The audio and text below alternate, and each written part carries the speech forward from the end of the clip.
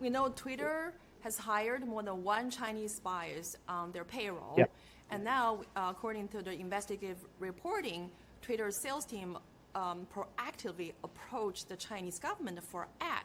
And they actually run the post paid by the CCP to criticize the Hong Kong protesters. And so literally, Twitter has been serving as a tool of propaganda for the CCP. Remember, the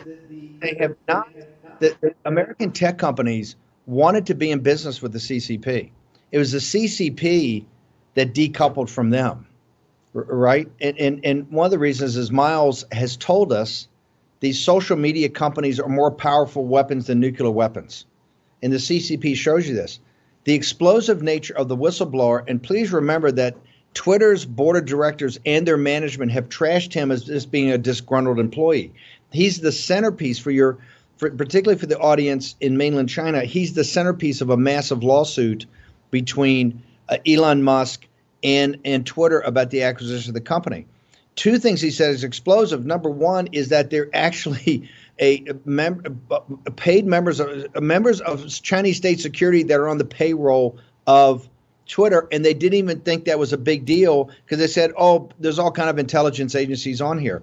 The second part is that a major revenue stream, as you just said, although they're banned in mainland China, a major revenue stream comes from the CCP. Silicon Valley oligarchs, the only thing that keeps them from being actual business partners of the CCP is really the CCP. It has nothing to do with these companies. These companies want to be in business. They want to be in mainland China. They have no problem of allowing censorship or whatever else the CCP wants to do. It's really the CCP says, no, we'd rather have our own that we can totally control because we can't totally trust these companies in the West. Although the reason they have people in these companies is to steal the technology. Also, please remember, the firewall is completely built by Western technology.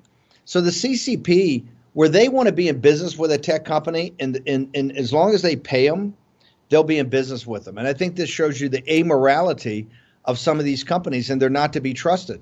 The Twitter case, I would strongly recommend to the new federal state and to members of the new federal state that are now more actively involved in media, that this trial, upcoming trial, which I believe is taking place in New York City, is going to be explosive. And I would recommend everybody be there because I think there's going to be some very explosive revelations that come out about Twitter, particularly Elon Musk. And remember, Elon Musk is also in business with the CCP.